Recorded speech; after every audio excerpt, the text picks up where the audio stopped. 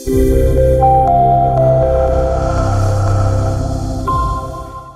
right, we're live in Facebook. We're going to talk to Brett Rosenthal from Philadelphia, right where the Rocky statue is. Dude, I've been up to that. That is a cool statue going up those steps. Thanks for being with us. We got our co-host, Brett Baker, different than Brett Rosenthal, obviously. Randy Carroll and the Chime crew here. Excited to have you, Brett. Can you do a quick intro as to what areas you cover there, how long you've been with Chime, and the structure of your team, if you've got one? Sure. So again, my name is Brett Rosenthal. I am actually fairly new to real estate. I've probably been a realtor for about 3 years, but I've been doing it full time for about 1.5 years. I feel like kind of like a carbon copy of last week with Ariel, where she said she would never do real estate ever in her life because her parents did it. And I grew up in a house with real estate where we'd get phone calls after dinner, and my dad wanted to kill my mom. And I don't know if I basically said I would never do it in my life. And 1.5 years ago, I got into it and have pretty much just taken off and enjoying it. I love Chime. So Chime, I think I started about 6 months ago. My company was giving us a CRM, which was pretty bad, and I didn't use it. I couldn't figure it out, and wanted a website, and with the website came the CRM, and I've been using it since. I love that. I won't ask you what company you're with then, but I have the same feeling about mine. Yeah. So.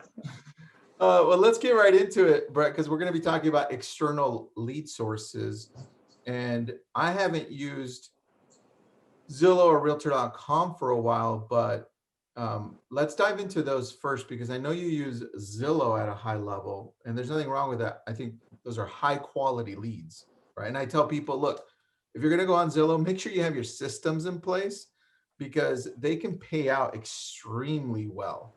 So how do you handle the direct and not direct connects with Zillow leads in Chime? How does that work? Okay, so I think first of all, I think I take a different approach to Zillow leads than probably a lot of you guys do. I started out taking high-end Zillow leads and got frustrated getting 1, 2, 3 for $1,000, and 2 of the 3 were pretty much duds. So I kind of took a step back and went into the areas that maybe aren't as expensive, but where you get a lot more leads. And I started just doing really well with them. And I don't know if it's because people ignore them, but I started getting a higher quality and just people that were ready to buy houses. Definitely some bad ones, and I've learned how to weed them out. But what I'm doing with the ones that are direct connections, first of all, when the call comes in, I kind of take myself out of being a realtor and not, I wait a little before I dive into the real estate stuff, and I kind of just get an idea of who the people are, what they're doing. I watch other realtors I work with, attack them if they have a pre-approval right off the bat, and just start beating them down whether they have a pre-approval. And yeah, that's ideal because you don't want to waste time. But I've learned to talk to them about once they start complaining about something, I just jump on that topic and listen to them and kind of give them similar stories. And eventually, once they settle down, then I flip it back around and get into real estate and see if they're a real lead or just a waste of my time, basically. Wait, so you're actually human with them? I'm human sometimes. Yeah. Wow. That's crazy, and it works? It's weird, right? It does work. It works well. Stop it, Brett. Stop it. So take us through that process, because I'd like to kind of hear the dialogue. It doesn't have to be exact, but if I'm coming in as a Zillow lead, what does that look like for you? I mean, what's that conversation? Well, so if it's a direct connection, they're specifically calling about a specific property. I think when I first started doing it, I went right into the property, and after talking for 10 minutes, realized that they're not qualified anyway, and they don't know what it is to be qualified. And I kind of felt like I was just wasting my time. So I guess the approach would just be to ask them how they're doing. What do you do? The weather, local sports, where do you live now? Stuff like that, until I kind of figure out who they are and what their really looking for. Usually they give me something, whereas like, you know, if they're a first time home buyer that have no idea at all, and they start saying, you know, how much do I have to give you down? Like, and then I know that they have no idea what they're doing, and I have to kind of educate them a little and push them in a different direction. What do you do when they come through with Chime? So if they come through as a Zillow lead, what happens next on the Chime side? Yeah, I'd love to So hear about the operation piece of it. yeah, so they basically all, the way mine's set up is, I guess once I get something into my Zillow account, it automatically goes into Chime. I have smart plans set up, which I think are just the basic smart plans, but after I speak to the people and figure out who they are, I kind of reroute them to a different smart plan if I think they should, like if I know they need a mortgage pre-approval, I'll specifically put them in one that kind of deals with getting a mortgage, and like gives them a lot of lenders' names that I work with, and kind of pushes them there, just because I really just prefer not to waste my time until they get to that point. Or if they're a cash buyer, I put them in a different section. If they're an investor, I put them in a different section. The ones that are indirect connections, those I like. I think people think those are like crap leads, and like I've actually found that they're pretty good, and they're just people maybe that are too busy to sit there on the phone with Zillow and wait for somebody to come on the phone, and they get impatient and hang up. So what I do with those is I usually send them a text message, like a personal text message, and I usually get a response, and then from that I can kind of like push them into a smart plan also, depending on how they are. I love that. All right, so let's talk about what other lead sources you have besides Zillow that are dripping into Chime. Do you have anything else? So I use a lot of those referral companies where you don't pay up front, but you pay on the back end, which stinks. But like I've gotten a lot of sales from them, and I've gotten a lot of future business from them. I've gotten their friends. I've gotten like multiple sales from them. So I kind of like sacrifice the initial 25, 30% that I have to give up, but it like turns out to be a winner. Some of them would be, I guess, like I have a lot of success with HomeLight. I don't really love the buyer leads that come in through HomeLight, but the seller leads are great. Pretty much almost everyone that I've ever gone to, I've pretty much gotten. They're usually people ready to list their house. HomeLight, Redfin is another one that I've used with success. I've recently encountered a new one, which I think I actually found from somebody posting it on Chime. Yeah. It's Clever. Yeah, I posted it. And their commission structure is really bad, but I found a way to kind of add to what they're looking for. And it's a great way to put in leads in there quickly. I'm gonna ask Brett Baker. Yo. Dude, I've got HomeLight, Ojo, Estately, OpCity, Agent Pronto, Redfin, UpNest, Clever, and Fast Expert. Those are the ones that are coming in. Anything that you can think of that I missed? I was a big Zillow guy. Oh, huge. Good. Yeah, well, like, Zillow works, but you have to have your systems, and you have systems. Yeah, exactly.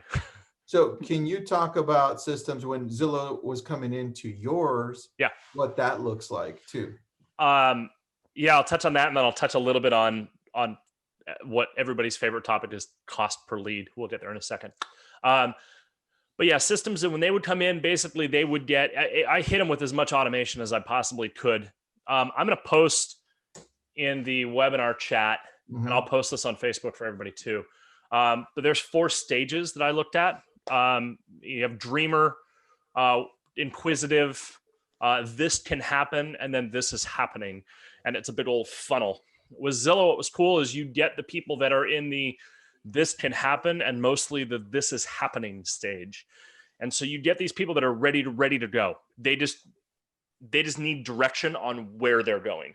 And so it was really easy to get those, and just basically they'd come into the system, they'd go through my smart plans, and then it was literally how fast can I get into the house with them. Yes. Dude, this is hilarious. Every time you're quiet And I'm like, what's Brett doing? What's Brett doing? And then this shit comes on my right side. It's like, that's what he was doing. He was fucking outlined everything. And I was like, I knew you were doing something. I try really hard to. Anyway. When I say something, it's kind of like one of those where I have an opinion on something else. Wait. I knew it. Last time you picked up something and you going against Adam. This time, I love this. Brett Rosenthal. That's pretty good, actually, man. If you want to copy that, great down. One of the things that I've found about the Zillow Leads, I've never used like Home Light or any of those. I'm one of those. I'd rather pay for it up front and know what my spend is, so I know what my bottom dollar is at the end of the month. I spent more money than I'd like to admit in an open webinar with Zillow. It's a lot. But the way that I looked at it when I was really into this is I don't care what I pay per lead.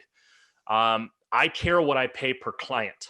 Got it. And that's a big hurdle that a lot of people have to jump their mind. They're like, you don't care what you pay per lead. No, I don't care if it's $1,000 a lead. It means nothing to me.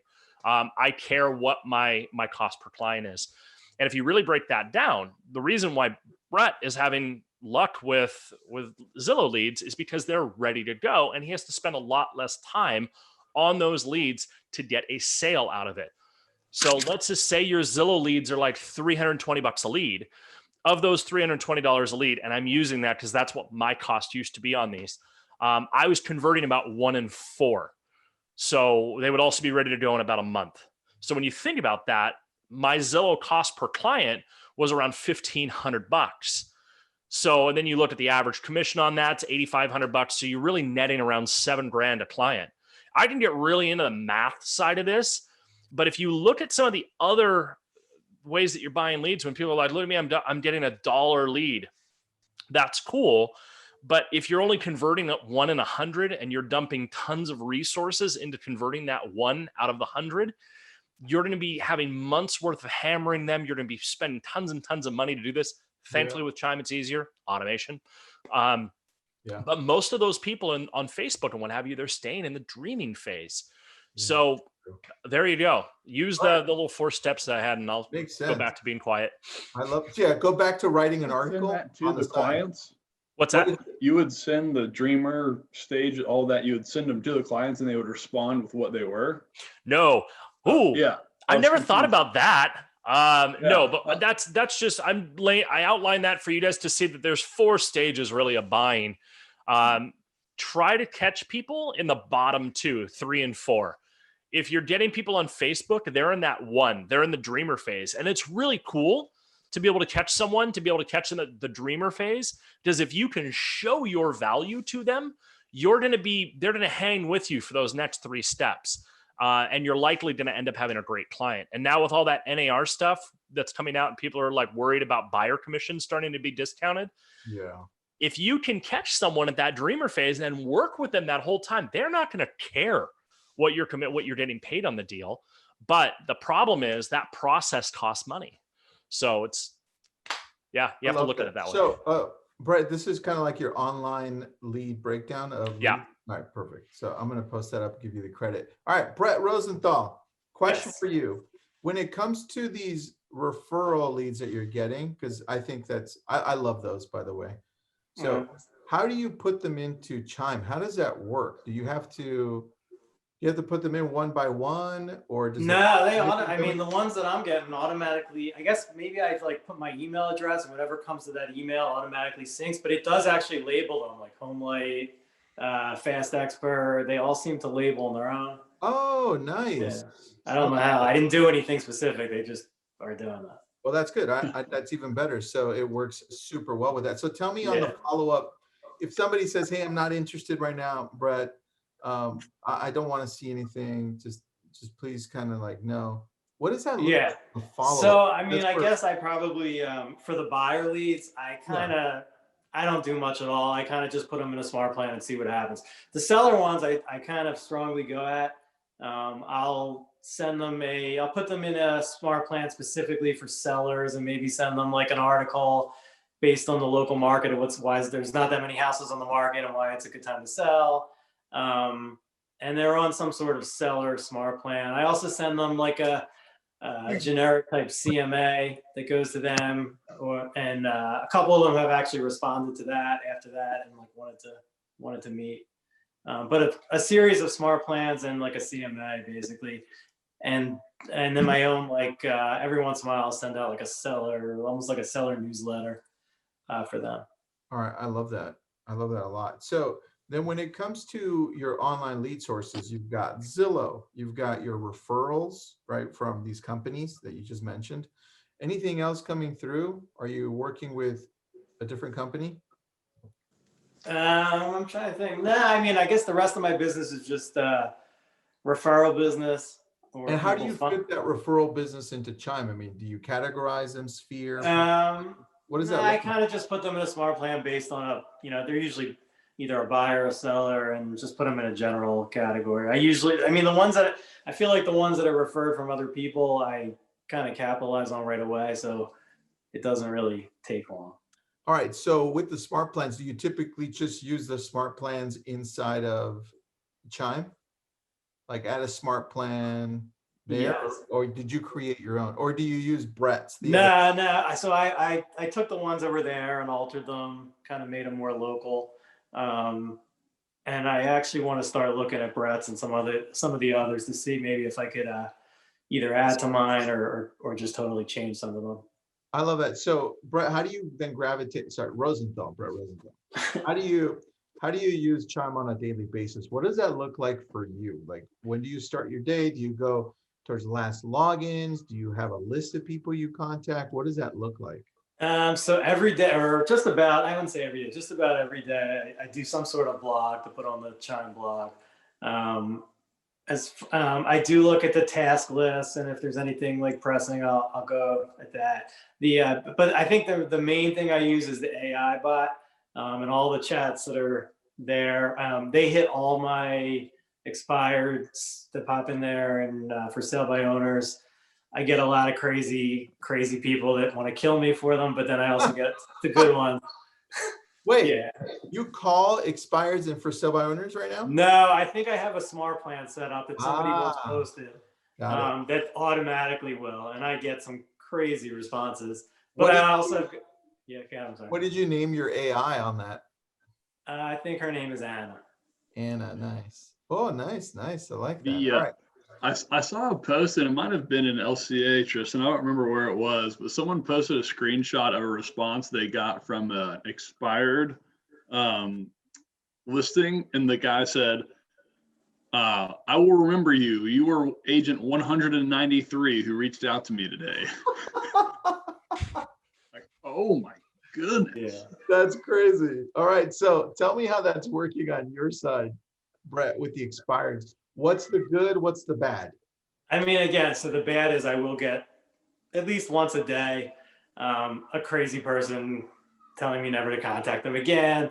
I've had, I think when I first set up Chime, I had an incident where I didn't know how to use the smart plan, and I ended up sending a smart plan to basically every customer in my entire pipeline with weird things, and was going to the beach one day and was on the phone with Chime customer service for about an hour, and almost people hated me. But the good news is I got it worked out, and now, along with some of these bad ones, I do get I have gotten listings from it. I've gotten people that, if they don't list right away, definitely want to speak to me in the future, and I kind of from that point put them somewhere else, and we start talking, and I've gotten several listings just from the AI contact. How does that work? Tell me that the good ones. I want to know one process. So the good ones are either people that, like, I've gotten ones where their listing recently expired, and they didn't like the price that the agent said, but if you could sell it, come take a look at the house. Like they were pretty like instant, like, come take a look at my house. And I don't know if it's because I got to them before other people got to them. I think my smart plans are set up with that one to hit them like first thing in the morning. I also, and it's a text. I think the texts are better than an actual call, at least for me. Mm-hmm. So on that, I think, no, I agree with you on that texting side. So tell me, when you get the expireds, do they automatically get put into? Yeah, so I have, what is it called? OnePlus Leads or something like that. Yeah, My Plus Leads. Yeah, so like they automatically go in there. Randy, Randy, what the hell is My Plus Leads? I had never heard of it. You've never heard of them? No, what is that? I mean, Brett can tell you better than me, but as far as I know, they're a lead source for expireds and FSBOs. I know Adam Frank uses them. Ollie Berry uses them. Do they qualify the leads, or is it kind of like RedX where they give you the numbers and you have to call them and put them in? Yeah, so it's just the contact information. Oh, got it. But it syncs directly with Chime, so like you don't have to do anything. They just go right in. Yeah. So they'll come in, the smart plans will go out, and if I'm hearing you correctly, Brett, you're just cherry picking the people who aren't responding with death threats. Well, I'm getting a lot of entertainment, put it that way. But I'm also I have gotten several listings from it. So, you know, I don't know. I probably have to figure out what the percentage is because every day they're adding new ones, and there's a lot. I want to know more about this because I don't hear about this part as often, right? Right. How does that transition look from your AI talking to them, you talking to them, and you transitioning over to taking the listing? What does that look like? So the people that are truly interested will chat with the chat box with Anna, and once I see that going on and I'm seeing stuff, I jump in personally. And I don't know. It's just been, for me, it's been pretty easy from that point on. I just kind of say, okay, it'd be a good idea for me to come look at the house and have a talk about it, so I could see what we could do.